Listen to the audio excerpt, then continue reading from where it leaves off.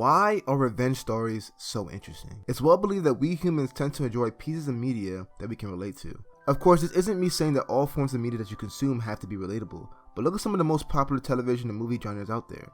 Things like drama and romance are some of the top genres because these play on some relatable human emotions. Now, revenge can go as far as killing your older brother for wiping out your entire clan, to being simple as punching a kid that stole your lunch money the other day. Regardless, these are natural human emotions that we tend to want to get back at people that wronged us. So when we watch media where these characters are doing the same thing, we tend to relate. I think video games are some of the best ways to portray human emotions because we are controlling the characters we play as.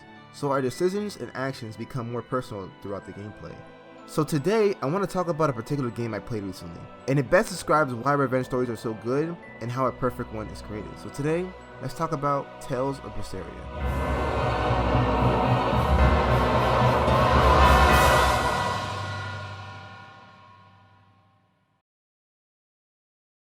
So every story has to begin with a character. From the start and the finish, a well-developed character needs to have a clear motive and objective. This is said true for acts of revenge. Our story begins with Velvet Curl. Velvet is a young girl living with her sick brother and their guardian Arthur. One day during an event known as the Scarlet Night, her brother Laufeyset is killed and sacrificed right in front of her, all by the hands of Arthur. This results Velvet turning into a demon and single-handedly wiping out her entire village. After realizing what she has done, she breaks down and Arthur throws her into a chamber and seals her away. She lives in isolation for 3 years until she's finally released by a familiar face, and her journey begins to get revenge for her little brother. Wow.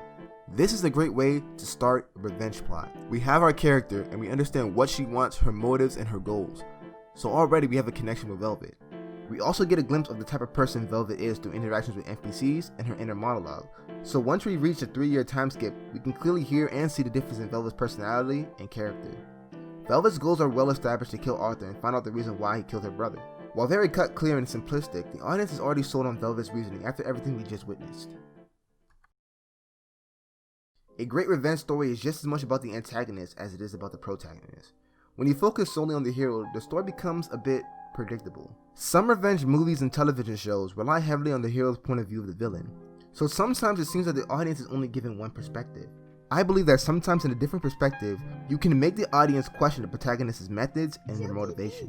Okay, from here on out, I'm going to spoil many story elements of Tales of Berseria to get my point across.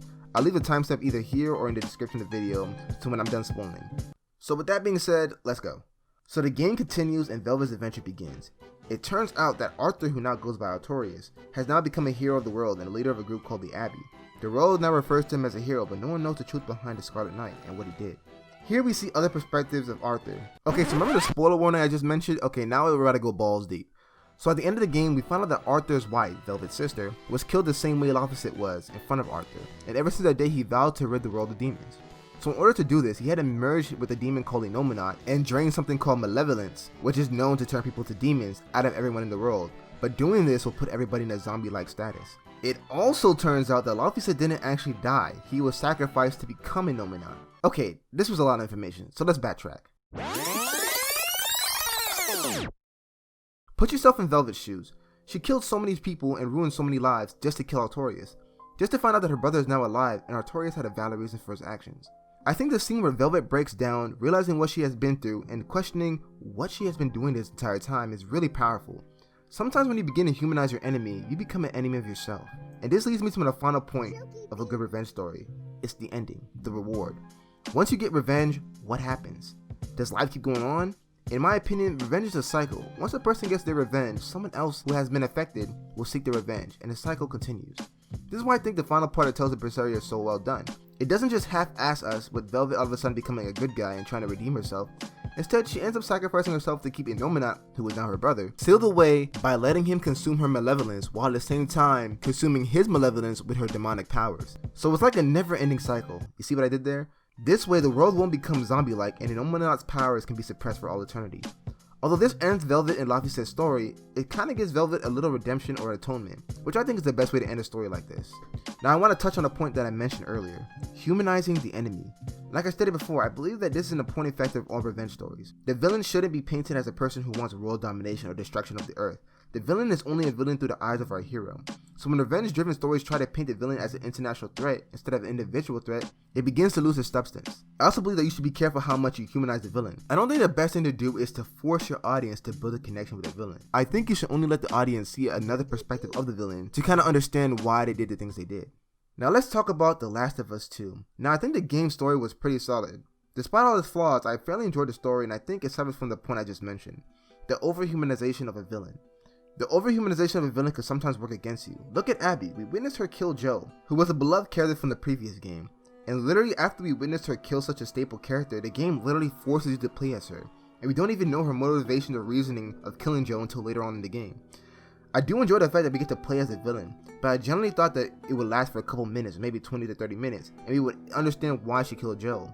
But no, it just keeps going on. Again, the point I made with the gameplay aspect. Abby's gameplay is fun, but story-wise, I just found it odd. It got to the point where I felt I played more as Abby than I played as Ellie, and Ellie's supposed to be the protagonist. And Abby kinda came out of nowhere. You gotta remember that this was a sequel to the first game, obviously. So having a major death, it needs to make sense. So when you have a random character who had no appearance and little to no connection to the first game, you kinda gamble on the emotional connection people have with Joel. But it kinda worked against them because people felt like Abby killing Joel was kind of random. I honestly didn't think Abby was that bad of a character, but I found it really annoying when I was playing as her. The game kinda ignores what she did as if it meant nothing to her.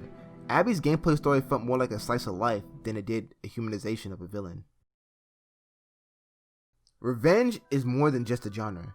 It's more of an emotion that fuels characters. You can have revenge romances where maybe an ex-girlfriend tries to get back at an old boyfriend for cheating, or you can have a revenge thriller where a man kills a bunch of people for murdering his dog. Revenge is a journey and not a destination. People can win and lose the battle of revenge, and it's natural. I personally love revenge stories because they're so relatable. I love how divisive these stories can be. One day you're rooting for the characters, and maybe the next day you're questioning the characters' actions and motives, and wondering if at the end of it, is it all still worth it? This is why I really enjoy Tales of Berseria so much. It's not a perfect game. It suffers from huge pacing issues and side characters are not that well fleshed out, and they seem very one-dimensional, except for Magalu because who doesn't like her? But the payoff at the end is so satisfying. So if I haven't convinced you by now, I hope you go out and give this game a try because despite its minor flaws, I believe the journey that Velvet takes from beginning to end is very satisfying, and it deeply reminds me why I love revenge stories so much.